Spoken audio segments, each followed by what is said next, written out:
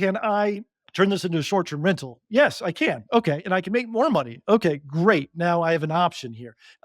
Can I flip this and make some money? Yes. And this is what it looks like. Can I rezone this? Can I add Mhm. square footage to it? Can I house hack it? Like, I just want options. The other options don't work out. I can always go back to it being a long-term rental and profiting for me. So that's my lowest bar. Does it work as a long-term rental? And I like to have options on top of that.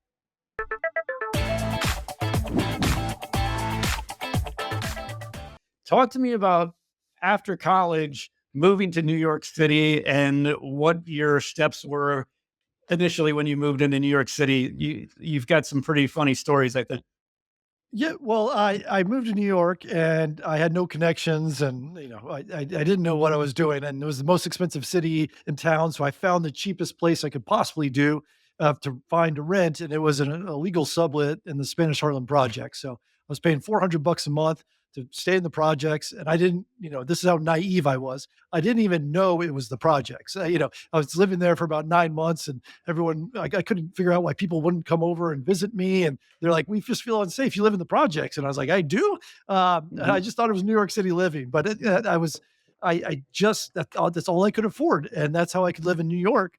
And the reason I wanted to go to New York is I thought that my path to riches and wealth, which was important to me coming out of college. I was like, this is what I got to do as an adult, was to be an entertainer of some sort. Because in my head, it's like, if you're an entertainer, you make money, you make a lot of money. And I couldn't sing, I couldn't dance, I couldn't act, I couldn't do anything. So I was like, well, I might as well try stand up comedy. And I got that confidence because I was the class clown. And I'm here to tell you, just because you're the class clown of your high school, it doesn't mean you're cut out for comedy. But I still enjoyed it. I did it for about 5 years in New York City, and found a tech support job to pay the bills during the day, and then I was in the comedy clubs at night. And it was fun. It was actually a way to save money because instead of me paying for entertainment, I was the entertainment. Sort of the similar strategy on social media is, you know, you can either consume content in social media or you can be the provider of content and get paid for it from now and then. So I kind of wiped out my entertainment budget by being entertainment. And I didn't have a car. I took the bus and subway everywhere. And then I lived in the project. So those are the three big sort of, you know, financial hurdles that everyone has. And I was able to save some money and then get into real estate eventually. So tell me more about that. When you were in college, were you doing stand up or did you just go kind of cold turkey into New York saying, I'm going to make it and jumped right in? So my real dream was to be a comedy writer. That's what I wanted to do. So I wrote some sketch shows and comedy, things in college. And a touring comic, David Tell, came through Atlanta, and I talked to him after the show, and I said, "Listen, I just want to be a comedy writer." And he told me, "Move to New York City and do stand up, and then people will hire you to write for them." And so I was like, "Oh, that's my career plan. Let me do that." And so that's why I started doing more and more stand up, just to get more exposure of my writing. It's got to be such a tough gig, I would imagine. I mean, you've got to handle rejection, and I imagine you developed a pretty tough hide that you could then apply to real estate later on. Was that the case? Just like, Yeah, it's a combination because the people who are attracted to comedy, they just want the limelight. They want to be on stage. They want, like, the dopamine hits when you are like having a great show or are so high that you're completely fine bombing 9 times in a row to get that high of the one that just kills, right?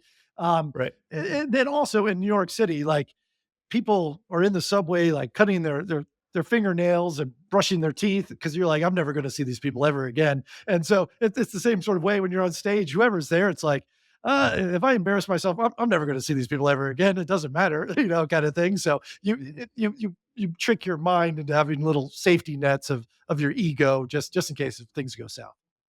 Yeah, it's a good way to look at it. You also did, I just found this out too, that you got involved in some reality TV shows. How did that happen? And tell me more about that. Yeah, so this was early 2000, pre YouTube, pre social media, and sort of the formula at the time, if you were going to make a reality TV show, is that you would go cast the male roles from comedy clubs because they were comfortable on camera and ideally provide some sort of entertainment. And then they would cast the women parts from the modeling agencies. And so I got a lot of opportunities to be on stand up or on reality TV, mainly through being a stand-up comedian. I also did improv at Upright Citizens Brigade Theater, so that sort of fed into reality TV. I'm a terrible actor, and so I could just basically play a buffoon version of myself, or what my wife would probably say is myself on reality TV. And I got on Queer Eye for the Straight Guy. I got made over the Oh, Queer Eye for the wow. Straight Guy. I was on Jerry Springer. I made up a story to get on Jerry Oh, amazing. Springer. The Restaurant with Rocco DiSpirito. I was one of the waiters. A couple dating shows, a game show, and so it was just it was fun. It was just it became a hobby for me. So, like you said, it's almost it's entertainment, but I wanted to hear a little bit more. You're working at this tech support job, it sounded like, for 40 grand. You're doing the stand-up, comedy stuff in the evenings. Talk to me when you first started practicing some of these financial habits that you started to start really saving money, and some of the habits that you had a tweet that I saw about 6 things that you copied from wealthy people. So I wanted to talk about just some of the things that you did that people could do today that really worked for you to start saving up a nest egg. Yeah, I got to New York and I realized it was the first time I'd really seen like wealthy people. You know, People taking a cab. I was like, oh my god, how do they get? And they afford a cab like that? Mhm. Like, I want to be that rich one day, kind of thing. So I didn't have any mentors. I didn't have any like network connections at all. Like people that were making it in New York seemed to come from Ivy League backgrounds. My parents were public school teachers, and I was just on my own. And so I went to the library every day because again, this was pre YouTube and podcast, and so I got every single book I could in the business section about stocks and IRAs and real estate and wealth building, personal finance, because I knew none of this. And I was like, I don't have any mentors. I've got to learn on my own. And so then I did start thinking about who were the richest people in my life. And they were two of my basketball coaches who I admired them. One, because I loved basketball growing up, but two, they never wore a suit and tie. They always were able to make the afternoon practices and coach, and all the other parents were working. And Mhm. it seemed like every story they shared, they were on the golf course. And I was like, oh, everything I thought it meant to be rich, where you have to wear like a power suit and you go get, a Ivy League education. Um, my mentors, when I look back, I didn't realize they were my mentors at the time, but they were small business owners. They were real estate investors. And Mhm. so I was like, oh, I think I could do that. And after reading all these books, I realized anything having to do with stocks, I felt like it was a 30-year horse race, almost like a gamble, Mhm. where yeah, it makes sense. I'm looking at numbers in the paper and let's invest in it, but I have no control. Like Right. I can't shake the neck of the CEO and tell him to change things to make Right. his company better. But real estate, I felt like I had control. Like if I bought a property and my goal was just to buy one property a year for 5 straight years, I thought that would be enough for me to retire, well, at least leave my day job so that I could focus on comedy full time. And so that was my plan. And so it just real estate resonated with me because I knew I could control what I bought it for, roughly what financing terms I could get, what I would rent it out for, whether I renovated it or not, whether I sold, all those sort of things was my decision. So I felt like I wasn't going to let myself down when it came to money. So that's sort of why I zeroed in on real estate. I feel the same way. My first love was actually the stock market, but as I kind of got older, I came to the same conclusion as I have way more control in real estate. Exactly all the reasons you pointed out. But I wanted to talk a little bit more about. I want to talk about your first investment, your real estate investment. But prior to that, you were living pretty extreme. You were living on 40,000 a year. Doesn't sound like you were making much income from the reality TV shows or the comedy. Talk to me about a little about how you saved up for your initial down payment for your first Sure. purchase. Yeah, way to rub it in that I made no money from comedy, but yes, you're correct. I was a terrible comic, but I often had to pay to get up on stage. That's how bad I was. So I had a $40,000 salary. I went to the HR person who handled the direct deposits, and I said, "Listen, I need you to put 50% in this bank account, which is the one I use every single day, which is the ATM right outside the office." Um, and then I need you to put 50% of my income in this bank that's across town on the other side of Manhattan. Really tough to get to. This is pre online banking days and all that too. So I physically had to go there. If I threw away the ATM card. I just didn't want to have access to it. And so what I, and then I just spent whatever. I didn't feel like I had to save or invest anything. I just spent whatever was in my day to day account. Right. Mhm. And so, um, but that got really lean. Sure, I was paying $400 a month in the projects, but I wanted to be even leaner. And so I bought, went to the bodega, bought at the time ramen noodles in bulk. And if I got like a 36 pack, they ended up being about 13 cents each. And so I ate those every day for lunch. I'd go to the bakery right before it closed where they were throwing out that day's fresh baked bagels and bread. And they would sometimes give it to me for free or at least 50% off. Or, I'm like, listen, I know you're going to throw these away. And they're like, fine, Alan, they got whatever. They got to know me pretty well. And so I just sort of, now they call this lean fire. I didn't know it at the time, but it was fine. Like none of my friends had money. I lived in the projects. I wasn't, showy. I was taking the bus everywhere. So it was just part of my lifestyle to just have a little bit extra money. So that, my goal was every January 1st, I would make that trek across Manhattan to that other bank account, and whatever what I had saved up there, I would use as a down payment on a property. And so my first year of saving, my first year of a job, I was 21 years old. I had $10,000 saved, and it, so I was like, okay, that's a 10% down payment on a $100,000 property. And I don't know what the hell I'm doing. And I found one property in all of New York City that was actually listed for $110,000. And this was right after 9/11. And, Mhm. there's always fear in the newspaper. Don't buy real estate now. Get out of New York City. This is the dumbest thing you can do. At which, now I'm 25 years into real estate investing. That's when you want to buy, is when everyone's fearful. Um, Right. but I negotiated them down from $110,000 to $100,000. This is a Brooklyn apartment. I actually got for $99,600, a one bedroom, one bath. I'd never been to Brooklyn at the time. And, and I know people are thinking like, oh, it must be nice that you bought a property for $100,000 in Brooklyn. You know, it doesn't matter when you buy real estate. It's always feels expensive. It was definitely expensive for me. But I was like, I don't care. I've never been to Brooklyn. I made an offer on it. And I was like, what's the worst that could happen is if this doesn't work out, I live in the projects again. I'm used Mhm. to living in the projects. And it was like I felt like I had such asymmetrical upside if I just, my plan was to buy this property and I turned it into a two bedroom. And I loosely say two bedroom. I just took a heavy curtain, put it, siphoned off my living room and rented that out to another friend of mine who covered my mortgage. They call this now house hacking. But at the Mhm. time, I was like, oh, wow, I just bought a property with my $10,000 and now I'm saving. I was spending $400. Now I'm spending nothing on my property because I have a roommate who's paying. And then it just clicked. And I was like, okay, I'm onto something. I just need to do this once a year. Let me save up again. That whole 50% thing, let me save another 50% and see, next January 1st, how much money do I have? And I had $15,000 the next one.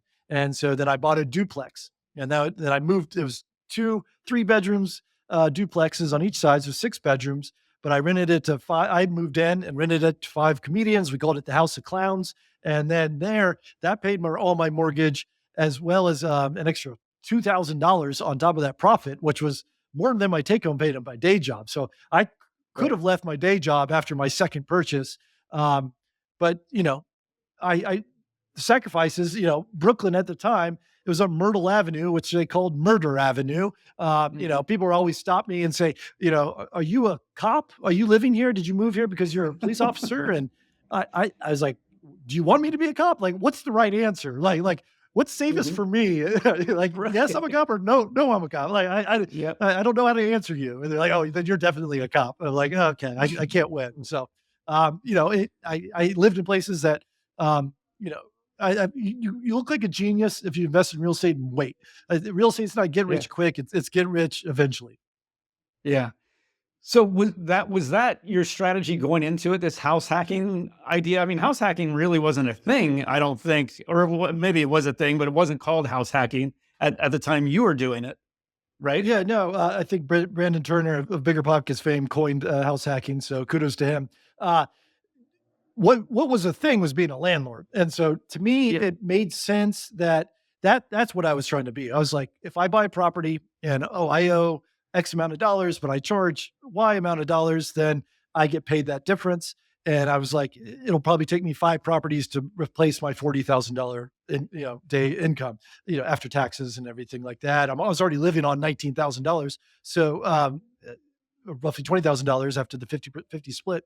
So then yeah, so that just made sense, and then what I realized is when I bought that duplex, I can make more money if I charge by the room rather Hmm. by charging for the whole unit, Hmm. and it was easier for me to charge by the room if I actually lived there as well, and so I took the smallest room that I couldn't rent out. It didn't have any windows, it barely had a closet, it had it was, I could only fit a twin bed in there, nothing else.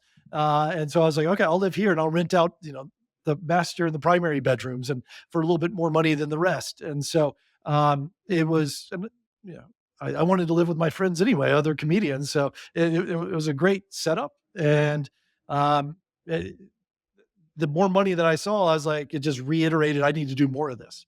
So it sounded like every January 1st, you would take your savings and make a purchase roughly around, in January sometime. During the rest of the year, were you following the real estate market? Were you keeping an eye on things and kind of a pulse of what was going on? So like when the next January rolled around, you knew or had some idea of like where you wanted to buy or potential deals that you wanted to pursue? Yeah, I became obsessive about real estate because I was like, this is my path. So far as my path out of the projects, and now this is going to be my path to the wealth. And so blogs were just getting invented. I became the number one slitter, what is it? The number one submitter of posts and information to new blogs. Blogs were new at the time to Curbed, Hmm. brownstoner.com that was in New York. I was just like, hey, did you know about this? Did you say about this? And they're like, Alan, you're our biggest lead source. And I was like, because I was just talking to everyone, wanting to know what was going on.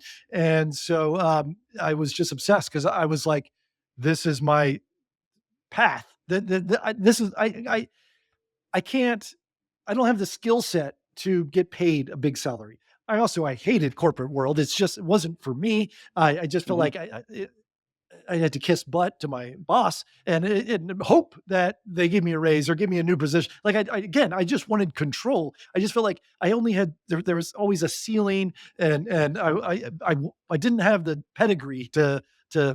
you know to make it right. So at least on the time frame I wanted to make it, and so I just kept coming back to real estate, and I had all my eggs really in one basket, and that's why obsessed over it. And um, it was one of those things where the financial crash happened, the great financial crisis of 2008, 2009. Uh, Yep. but I was so far removed, like I didn't even realize I was on that Mhm. in the middle of that. Really, like sure, there's reports, but I didn't have stocks. Yep.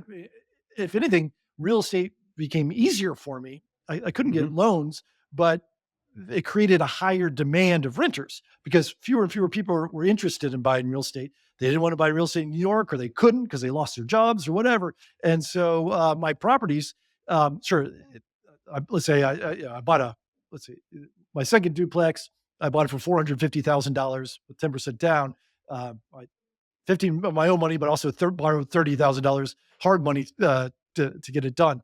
But that property, went up to $1 million before the crash in equity, and then it Hmm. came down to like $300,000. And but I didn't care because I didn't. wasn't trying to sell. Like, it wasn't my primary Right. residence. It was my ATM machine, right? So Yeah. I'm like, oh, it actually produced more money. Let me get more of these. And then all the other properties were on discount. So it was easier to buy my third property, and easier to buy my fourth property. And a funny story about my third property that I bought is I didn't have money, because I just finished my second, and I wanted to buy it without waiting for a year. So I found a really good deal in a sleepy town that was undiscovered at the time called Red Hook, Brooklyn. Oh, yeah. And my next door neighbor was a contractor, and he didn't have any work because no one had money to hire him to do things. And so I found this deal. And I said, "Will you renovate it, for free, and then we'll split the equity?" And then I knew one person that I thought was rich. I have no idea to this day whether he was rich or not, but he was a lawyer. It was my girl I was dating dad. I was like, "Well, if you're a lawyer in New York City, you must be rich." Like, "Oh, well, you went to college and you got a job. Wow, you're a rich person in my life." And I said, "Well, you can be our third partner. We need the money, but here's the spreadsheet. This is what we can buy it for. This is what we think we can renovate it for. You're just paying for materials because my contractor is going to work for free, and this is what we can Mhm. sell it for." And so we formed a partnership. We bought a building. It was a mixed use, so a little bodega storefront at the bottom and two apartments up top. Um, it was terrible shape. There was a family living throughout the whole thing. Even the storefront, they were using it. It was dangerous to live in, and they knew it was dangerous, and they were asking 600. And I was like, guys, we can only make the numbers work if we buy it for 400,000.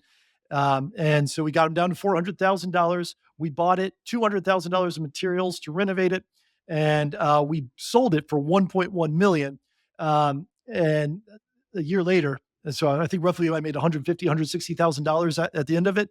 But what was funny is the buyer of that property, my first flip, was Shark Tank's Barbara Corcoran. She bought it for No her own way. personal property. It was on the front page Really? of the New York Times. Like, Barbara, has discovered Red Hook, Brooklyn, and is making it Uh-huh. her own. And I was 25.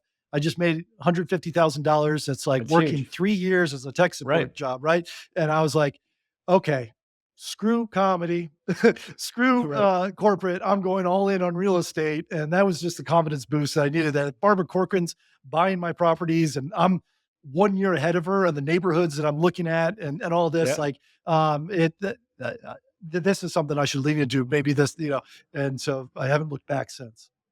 So were you doing a mix of buying properties for cash flow and keeping them as rentals? But also it sounds like you were doing flips. Did you continue with that strategy of kind of a mixed, Yeah. rentals for cash flow and flips for like a bigger payday, if you want to call it that? Yes, I would save my own money to buy rentals just for myself, but it was much easier to create partnerships for people who wanted that short-term return. Put some money Mhm. in, or a contractor that would work for free and then needed that equity because he's been working for free for 6 months or a year or whatever. So that little partnership, we did. I want to say two, maybe three more deals after that, and we were so successful. My contractor didn't need me anymore. He's like, I'm not splitting any more deals. I've got enough money. I don't need you, Alan, finding Yeah. the deals. I don't need the girlfriend's dad. I ended up breaking up with the girlfriend. So I was like, I kind of felt bad asking her dad for more money, even Right. though he was making money. And so um, that yes, and that I became an opportunist. So I just started looking at things. Oh, what can I do with this property? Okay, and I like buying properties where I have options. So I'll go in Mhm. every single property I buy and say, can I make money as a long-term rental? Because that's the path of least resistance. And Right. and if so, okay, I'm excited. Can I turn this into a short-term rental? I mean, back then, short-term rentals didn't exist, but this is how I evaluate today. Um, Right. yes, I can. Okay. And I can make more money. Okay, great. Now I have an option here. Can I flip this and make some money? Yes. And this is what it looks like. Can I rezone this? Can I add Mhm. square footage to it? Can I house hack it? Like, I just want options. And if any of the other options don't work out, I can always go back to it being a long-term rental and profiting for me. So that's my lowest bar. Does it work as a long-term rental? And I like to have options on top of that. I like that. I think about it the same way, kind of option A, B, C, and then worst case scenario is like I move in, and like I'm generally doing a renovation, so it's like doing a good job on the renovation. It's like that's not the end of the world if I have to move into the place. So Yeah, I like the options of different strategies, and that's what's great about real estate is that there are so many different ways you can approach it and still make money. I want to get into the books behind you. There's three different books behind you. When did the idea of writing a book come about? Tell me a little about that. Yeah. I'm very interested in the process of book writing and what gave you the confidence to do it. How do you get started with stock investing? I've put together a course to teach you everything I wish I knew when I first started investing in stocks. Let's start at the beginning and ask, what is a stock? Let's zoom on in into what it's actually like to buy a stock. A few options are Charles Schwab, TD Ameritrade, Ally, E-Trade. Fortunately, you won't have to necessarily calculate all of these taxes yourself. I'll outline a few main ones to be aware of throughout your lifetime investing journey. As Warren Buffett says, your best investment is yourself. There's nothing that compares to it. By the end, you'll be savvier about stock investing and personal finance than the vast majority of people. Even if you're not a total beginner, I'm confident you'll get a lot out of the principles and strategies I outline, which we'll build on throughout.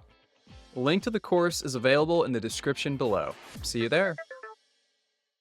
Well, I wanted to be a comedy writer, right? So that it lent itself well. I was already writing jokes every day, and when I wasn't writing jokes, I was devouring personal finance books, and I Yeah. was like, these are all boring. These are all textbook, and Right. there is not a creative. There's not a funny, real estate investing book or an entertaining personal finance book. And so I was like, I want to write one. And actually, I put it Mhm. on my website that I had a comedy website at the time, which was brand new, all in HTML. Wow, Mhm. exciting, tech whiz that I was. And in my bio, I said, Alan's currently writing a book about personal finance and real estate investing, which I put on my bio as sort of a goal, as like, oh, I've put that out in the world. Now I got to follow through because I want to be a man of my word. And so when I was, it was a sort of synergy of events where I was on reality TV. Queer Eye just hit. I was in season one. I was made over. Um, I was also on, which was like an hour long show of me being a real estate investor on the show, and they're making me over. And then I was also at the exact same time on a show called The Restaurant with Rocco DiSpirito, which was like a high end restaurant where I was a waiter. And they were both airing on Bravo TV. And so they aired back to back. So you would see me on Queer Eye for an hour. Immediately after, you would see me as a waiter. So I went from a real estate investor made over to back to being a waiter in a That's funny. restaurant.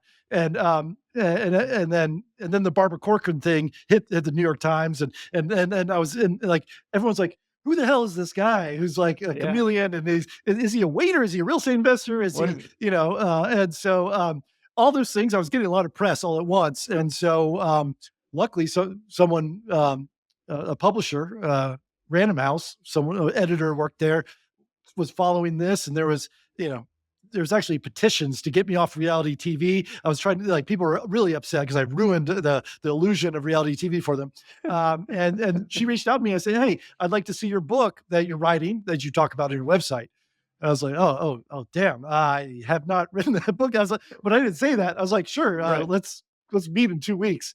And then so I threw everything together in 2 weeks, and I brought it to her, and she was quite honest and was like, "This is shit, Alan." I was like, "Yeah, I agree," but she's like, "I like your attitude. I like your, what you're doing. Let's work together." And that led to a book deal. And that first book was called $1,000,000 by 30. About I became a millionaire by 30. Actually, it took me 6 years. I started at 22 when I bought my first property. When I was 28, I became a millionaire, and that book came out when I was 30. So it's step by step, and I made it funny. I tried to make it funny, and when I was realized is, as I was writing it, it's really hard to make positive personal finance advice funny. And I was like, Yep. oh, I see why this doesn't exist. It's really difficult to do. Right, right. So, at what stage of the game did you leave your tech support job and you went whole hog into real estate? How old were you at Yeah. that point? So it was a combination of things where I I realized that if I had a job, it was easier for me to get mortgages. And Right. so, Right. right. And so then instead of the job wasn't a vehicle for me to live and pay for my food, like I got enough of that from my real estate. And I lived off my cash flow of my real estate. And then I only used my job as a way to get mortgages. And, Uh-huh. um, and then, so that mind switch allowed me to tolerate going to a corporate job. Because then it Right. was like, you think you're using me? I was like, no, no, I'm using Yeah. Yeah. you. Like, Right. kind of thing. I was still doing the same work. I was still a good employee. I would occasionally, Sure. occasionally get raises and a small bonus of $2,000, $5,000 each year, or whatever, but enough to get, appreciated. But the crash, what happened is 2008, 2009, everyone got let off. Hmm. Everywhere. Like it was a tough time, right? And so um, I lost my job, and it was difficult for me to get mortgages, right? Yep. Even if you had a job, because all the mortgage lenders were going under. It was this Exactly. time of like, and you get a loan, and you get a loan, and you get a loan, and they were all paying the piper finally. So it, it was one of those things where I was bored and was depressed. I couldn't do any deals. I'm a deal junkie, right? Real Yeah. estate deal Right. junkie. And so that actually led me to my second book idea, where I was like, the most I'd ever made in the corporate world was, I think, $65,000 if you add up all my bonuses and stuff. Hmm. During those 5 or 6 years of some raises, and I was like, you know what, I I know I don't have the pedigree, but I want to be in the C-suite. How fast can I recreate myself to get $150,000 salary? I was like, I just like goals and I like timelines. Yeah. And I was like, Right. okay, I want to see if I can in 5 years create a $150,000 salary from scratch. And so that's if you want to get into my second book, the subversive job search. That's I what that do. is So about. what did you Okay. do? What did you do to I assume you made the goal of 150,000. So what did you do to what was your strategy? I'm interested to Yeah. hear. Yeah. So what I did was first I went to the job all the job hunting sites at the time and copy and pasted all the job descriptions that I thought I could potentially, turn into. Because I worked in tech support. I was like, I've got some experience. I don't want to do tech support, but so I was like, something computer related, maybe Mhm. customer service related, those sort of two things. I was also did some project management, which really loosely define what project management was, but I there was a little bit there. And so I took all the jobs that were sort of in the C-suite that were sort of in these industries, these roles, and I put them in a word cloud. And so just copy, paste, copy, paste, copy, paste, and then press the button in the word cloud. What it does is the words that appear most frequently appear in a larger font, right? Mhm. Kind of thing. And so then I was just reverse engineering what I needed in my resume. And I was like, okay, Uh-huh. now I know if I want this jobs, I have to have all these big words in the word cloud in my resume. And Mhm. so that was great. Now I had goals to reach and how fast could I get there?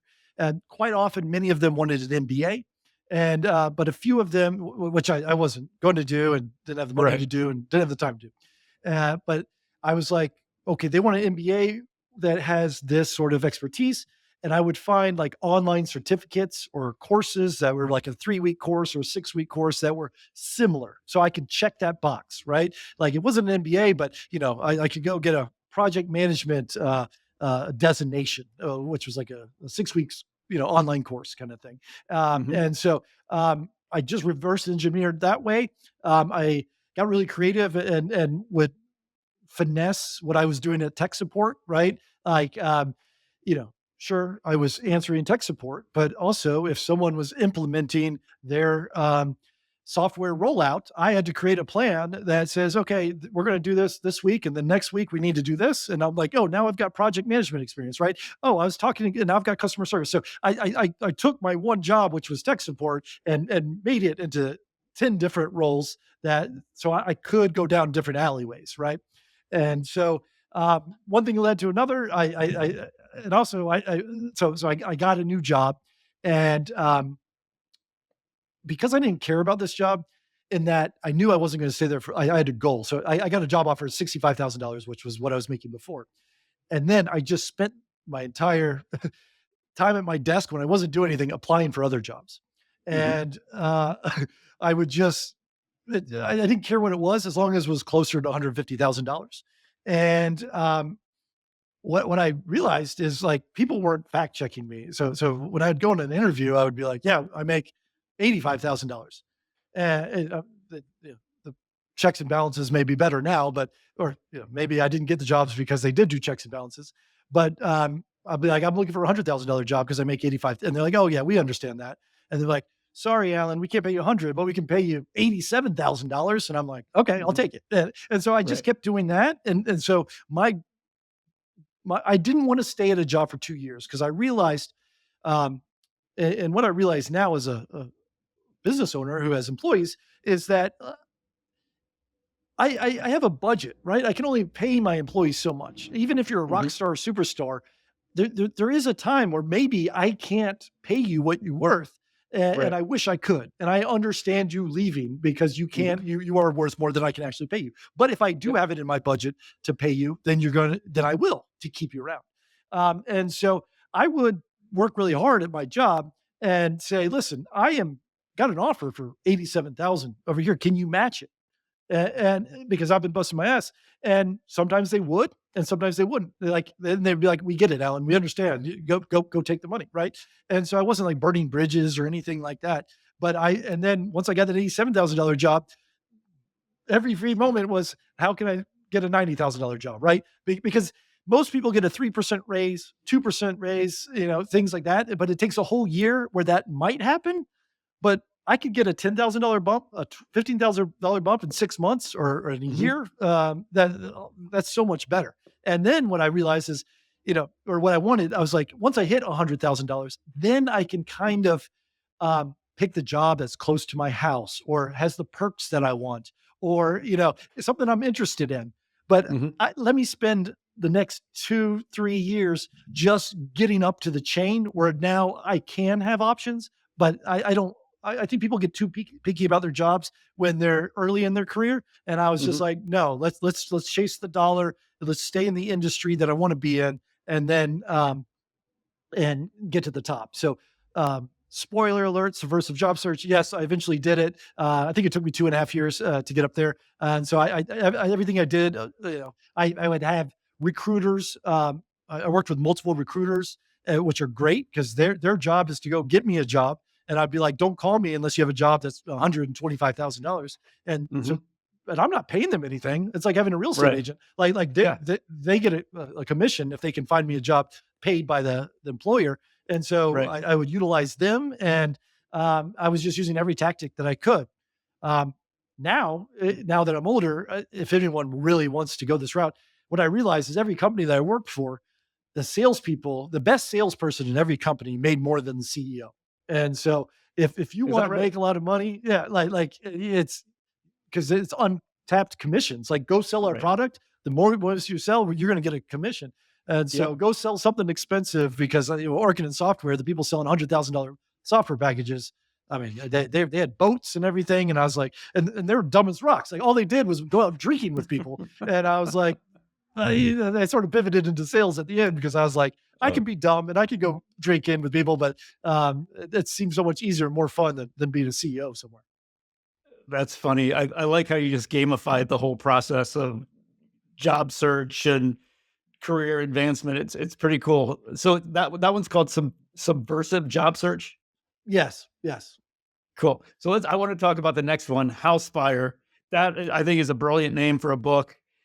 Talk to me, first of all, what fire is. There's some of our listeners that don't know that term, that it might be new to them. So get into that a little bit, and then we'll get into the book after that.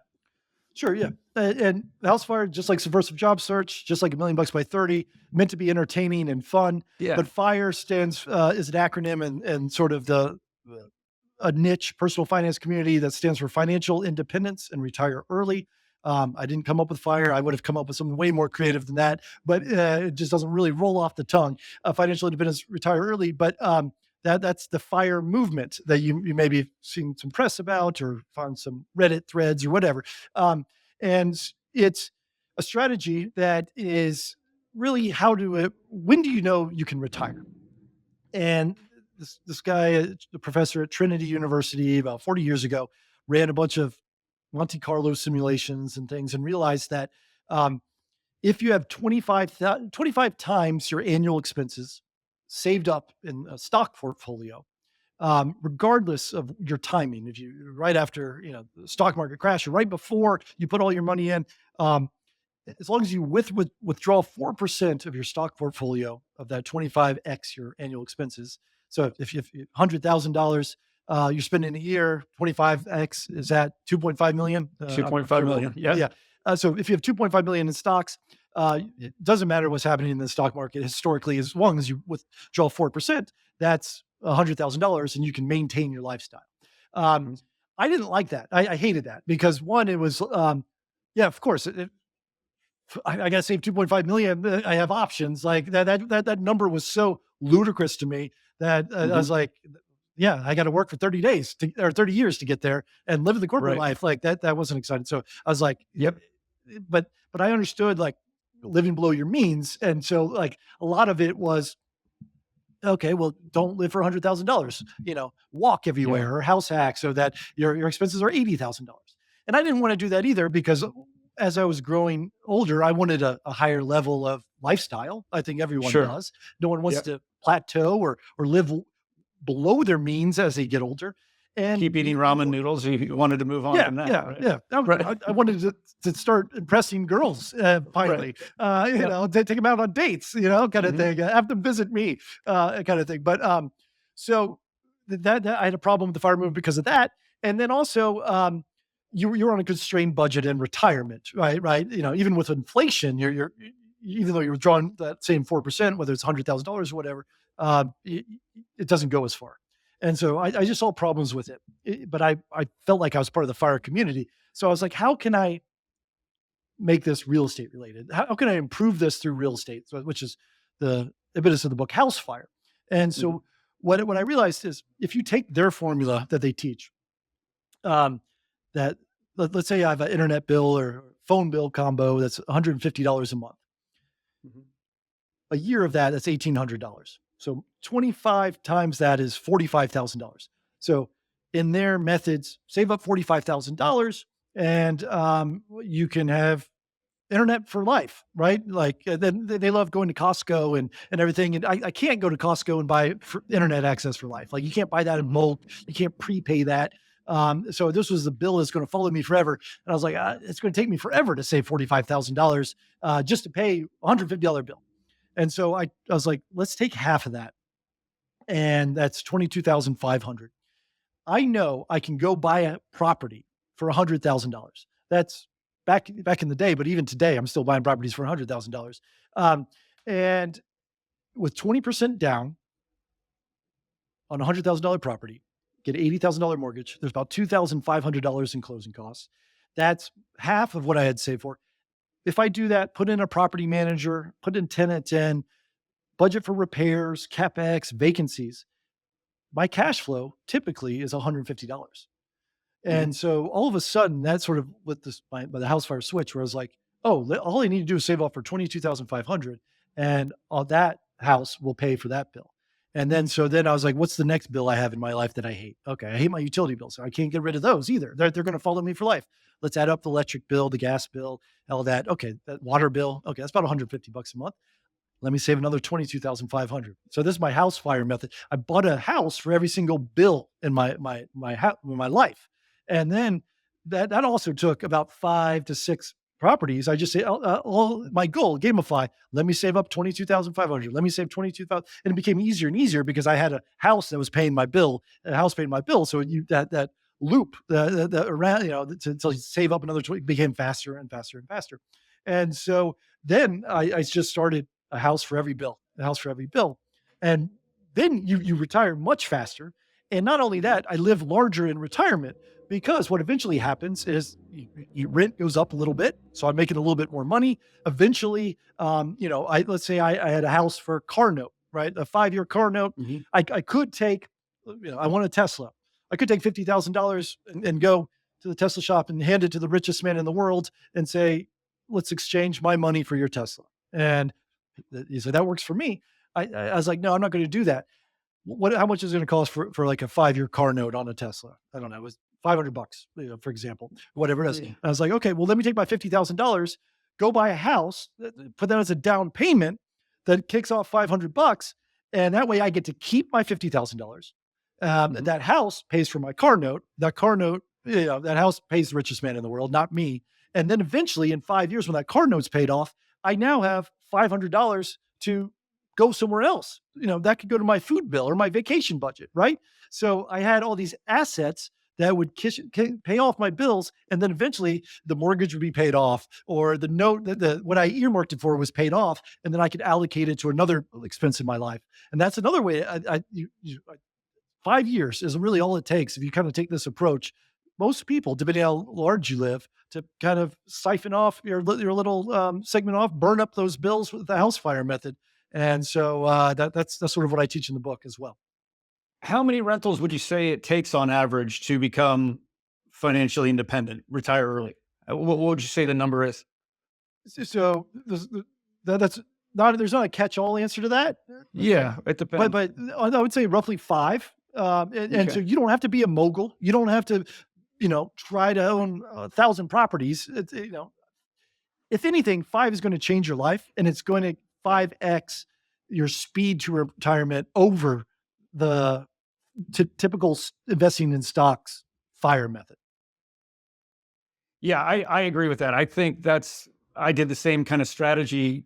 Got to, I don't know how many rentals I had, but I got to the point where I had enough income to meet my expenses. And at that point, I said I was going to do something that I loved, which ended up working here at TIP and doing the podcast. So it really just gives you optionality once you hit those rentals and once those bills are paid for. It's like you can then go do your comedy if you want to. You can pursue whatever Yeah. dream that you want to do at that point. What What do you think it is that keeps people, or what do you see that keeps people back from doing this? I think I've got several buddies that are in the trades that they talk all the time about investing in real estate, but they never do. So what is it in your experience that just holds people back from all of this? I A lot of it comes to analysis paralysis, where they want to Yeah. they want it to chase everything, and it's tough because I say there's a million ways to make $1 million in real estate. You Yeah. you can make $1 million a year as a short term rental host. You can make $1 million as a long term rental host. You can make $1 million buying townhomes. You can make $1 million as a flipper, as a wholesaler. Like Mhm. so, people are constantly learning all the different strategies, and they're like, "Which one should I do?" And I'm like, "It doesn't matter. Pick one and just focus on one. Buy Yep. anyone's book. Well, I don't even care if you buy my book or someone else's book, but the blueprint is in those books, and Mhm. they're not trying to lie to you. They're giving you the Right. footprint, and it doesn't take away from me if you institute my strategies in your life, because there's so many deals around that even if you are my next door neighbor and you're doing the same thing, there's plenty of deals because I physically can't buy them all. I don't have the time or the Yeah. energy or the money, right? And so I'm an open book, literally in the book, and so Mhm. I don't care. Just pick one and stick to it. And because I think people want to they're all worried about diversity, diversifying their profile, and I think that's not what you should do, because you don't become an expert if you've got a duplex. I'm looking at duplexes in Florida, and I'm looking at a short-term rental in my hometown, and then someone will come to me like, I see an apartment building in Texas. They're like, which one should I buy? And I was like, "Well, have you looked at all the comps and everything?" You're like, "Yeah, this is the best apartment building in Texas. This is the best one in my hometown." I was like, "Then buy them all because you found the best of that product." But Mhm. I can't tell you which one is better than the other, but you're going to Right. scale, and scale is going to make your life easier if you just focus on one. Like if you become known as the condo queen in Manhattan, Yep. and only buy condos, what happens is the neighbors tell you, "Oh, you buy condos here. Oh, you know what? I heard my friend Susie at a happy hour buys condos," and the deals start finding you once you sort of Mhm. have that expertise and branded. And so, like I have like 4 quads on the same street, and quadruplexes. And it's Yep. I bought one, and then a real estate agent's like, "Alan, I heard you bought a condo on that street. Do you want to buy this one I'm about to list?" Yeah. And then the neighbor's like, "Oh, you bought those too? Well, I'm going to Yep. sell mine. Do you want to buy mine?" Sure. And then all of a sudden, I didn't tell anyone. It just sort of happened where Alan buys for quadruplexes in this zip code, and then I ended up buying them all. Like because they came found me, and those deals are so much better than having to fight. And so, and then once I also realized it's easier to manage because I don't have to create different teams. Leveraging money is one thing to get wealthy, but leveraging teams is the other thing you have to do. And so my contractor on my luxury A properties is not the same contractor I use on my Section 8, government housing properties. Mhm. I could, but it that they don't know where to buy linoleum floors. Like I've never had to do this before. Yeah. They don't know how to install it, right? And Right. so when I was trying to diversify, uh, I had to recreate my contractors. I had to have different property managers because different property managers are in certain city limits and things like that. I now that I've scaled up and I've been doing this for 25 years, sure, diversify. But in your first five, if you're going for that one a year for 5 years for an early retirement, the house fire method, or even the $1 million by 30 method, then yes, I think you should focus on one area because then when you look at a property, you can be like, you can't rent a 2 bedroom for that because I own 3 2 bedrooms and I don't get that for rent, right? Or this is labeled incorrectly. Like you're going to recognize the deals and the flaws so much faster because that is only the lane that you swim in, and it's so much easier to be successful if you kind of create that niche for yourself. Yeah, it's a really good point. There's a guy that I interviewed, Sean O'Dowd is his name, that he just focuses on one zip code. That's Yeah, it, one zip code. And he knows, he literally probably knows every house within that zip code. And he becomes the guy, exactly like you said. Like it's in a really expensive school district, really yeah. good schools. That's where he's focused. And now he's kind of become this guy that buys in this school district and does rentals for like longer term, 3 years or 4 years for people that want to be in that school district for their kids for a good education.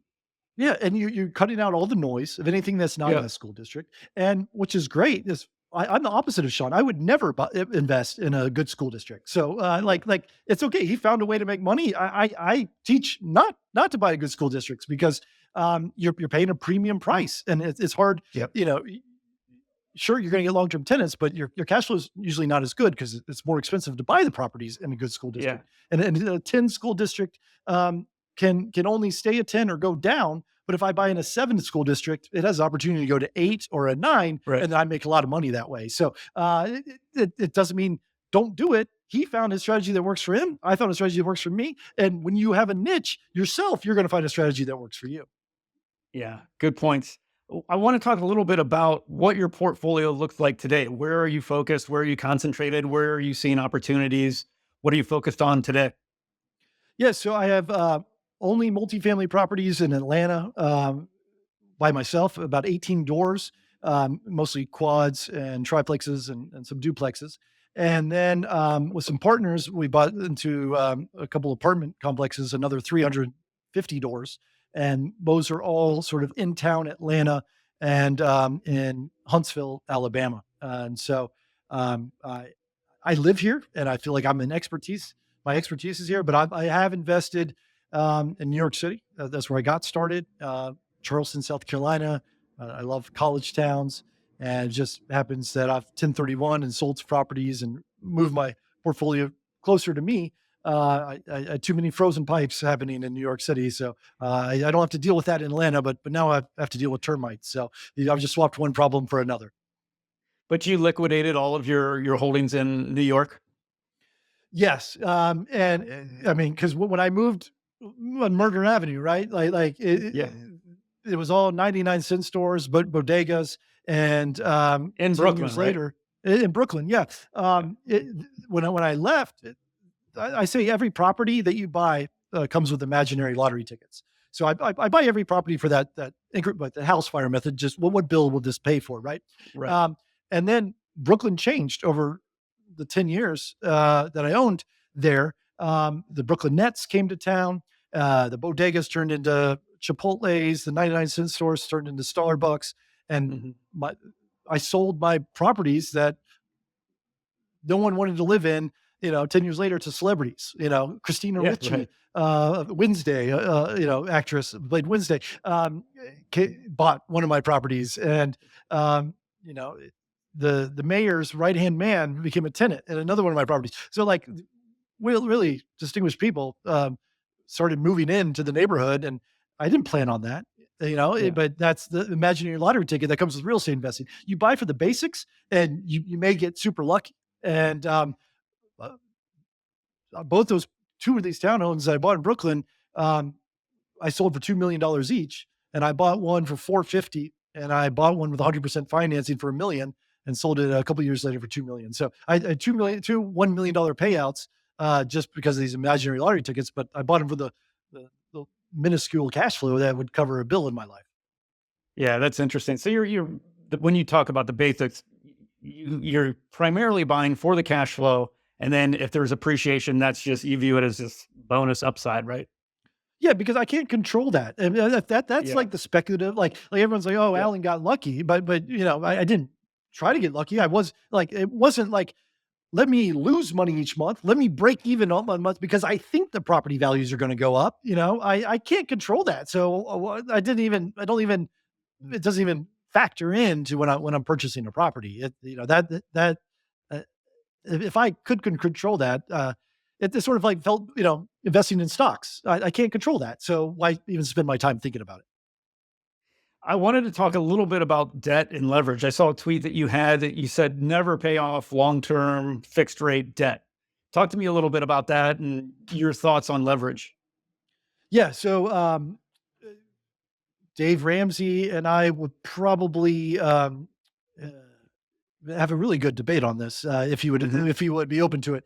But I see where he's coming from. But I am definitely anti, pay off your mortgage early. And as an Mhm. example, what I realize now, and I was in that mindset because I grew up on Dave Ramsey and Susie Orman and these talking heads.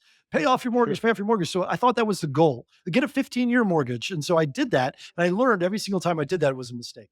Um, so now, if I have a paid off house, I can't sleep at night. And so some people are like, "I want to pay off my mortgage so I can sleep at night." I was like, "Well, if you really understand how money works, you would not sleep at night."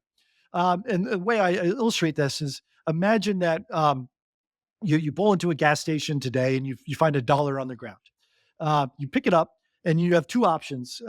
You listen to what Dave Ramsey says, and pay off your mortgage early. Let me take that dollar and mail it into the bank, and you get $1 off your principal. Or if you're sort of don't have those long-term goals, you're going to treat yourself and go into the gas station, buy $1 Snickers bar, right? Mhm. You can pull in one of two camps. Are you going to be the prudent financial person, or are you going to, you might die tomorrow, so let's go get that Snickers bar today. Yeah. So you do that, right? Now let's say that, you didn't pick up that dollar, and you came back to that gas station 15 years later, but Mhm. that dollar was still there. So 15 years later, you pull back in. No one's picked up that dollar yet. Fine, I'm going to get out of my car and pick up that dollar. We're in a cashless society. I'll find a way to spend this dollar. Um, Mhm. and so, you have two options. You can go into the gas station, go get your Snickers bar, but hold up, you can't, because that Snicker bars is $3 now, right? Mhm. So you that purchasing power is worthless in 15 Yeah. years. But you can still mail that in to your bank and get a full dollar off your principal, Mhm. right? So it's got triple the purchasing power of your mortgage, because that is a fixed rate mortgage for 30 years expense that's not going to change when everything around you is constantly changing. The price is always going to go up. It's called Yep. inflation. It's inevitable. So, Mhm. why would you get rid of that benefit? The best benefit you have is a 30-year expense. The largest expense of your life is your mortgage, most likely. Mhm. Why would you get rid of that benefit that's locked for 30 years? It doesn't make sense. Everything around you is going to get more expensive. Buy that now. Buy all the Snickers now, because they're going to be more expensive. Hoard Snickers. It's a better investment than paying off your mortgage. Yeah. I want to hear a little bit. You focused obviously on real estate, but do you look outside into other asset classes for your portfolio at all, or are you just strictly focused on real estate? Well, I call myself a real estate maximalist. I try to Yeah. solve every problem with real estate. I try to do Pure real everything estate. through real estate. I have at times bought individual stocks. I've done some mutual funds. I've done crypto. And then every single time I'm like, let me get into this. And I do all the research. I find a property that I can't buy unless I sell all my crypto and I sell all my stocks and my mutual funds to go buy real estate. So I get in the cycle where I try to, but I just get Yeah. sucked back into real estate because that's my expertise. I love it, and it's treated me well for 25 years, and I now you know preach the gospel, and I'm an evangelist. I'm trying to convert everyone else who's not doing real estate to do more real estate. My dad says something similar where he's like, you make money in your own business and you inevitably often lose it when you try to venture outside of your your circle of competence. And Yeah. that's totally my experience. Like focus on what you know, stay in your lane, focus on your circle of competence and, you know, don't don't deviate from your strategy. I just don't have the patience to wait. Like I understand it works. I know historically it works, but I if I have like a day off, I can go improve my property. But if Yeah. I have a day off, I can't improve my crypto. Like I Yeah. can't improve my stocks. Like I That's just right. feel like I'm sitting idle, and I'm like, I hope someone else is working extra on the weekend on the stock. It Right. just drives me insane. Yeah, I hear you. I want to talk a little bit about House Money Media, the new venture that you've got going. Talk to me about it. Tell us about it and why you decided to partner up with Lauren from Adulting is Easy. Yeah, so I didn't have a real estate mentor. I didn't have any rich, mentors, as I mentioned at the top of the podcast here. And so I wanted to be that. I wanted to create a company for that. And my niche is mostly small multifamilies, long-term rentals. I see other people online who are teaching short-term rentals, and that's Lauren's niche. And so I was like, we're chasing the same audience. You want to teach these folks. You want to be a mentor. They have a lot of questions. I have some short term rentals, but I'm not, I don't have as many reps in as Lauren does. And so I was like, why don't we combine forces and be the mentors for these people and create, we've got courses, we've got podcasts, newsletters. I blog, I still get my creative writing, try to make them funny, try to make them entertaining, just like my books.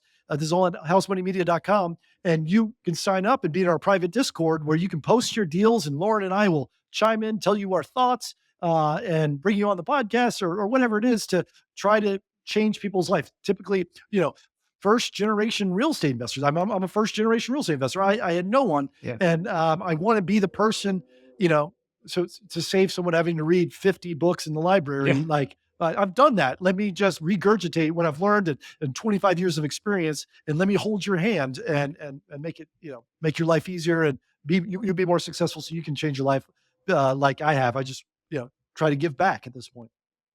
That's awesome. That's what's so great about today is that there's so many resources out there that whereas like 25 years ago you had to go to the library, there was nothing to listen to. There was no interviews to listen to. It's just like the times are so much better now in terms of learning what you want to learn.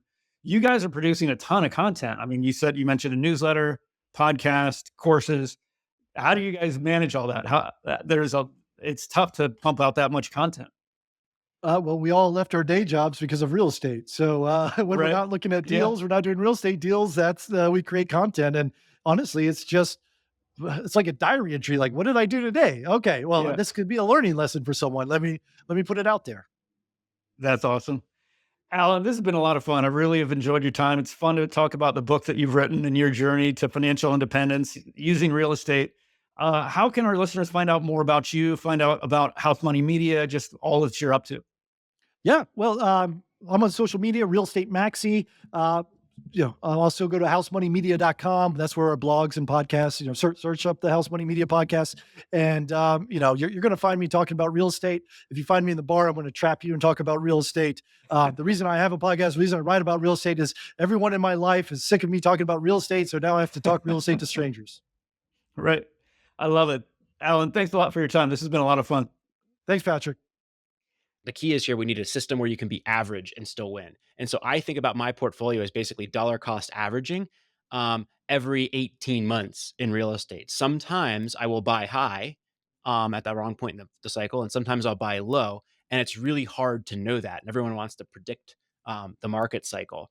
in that context. But I think first and foremost, it's I believe in that long term thesis, and I'm going to buy consistently when my position can afford it. I'm never going to put myself in a position where I'm dependent on the property working out to move my financial position forward.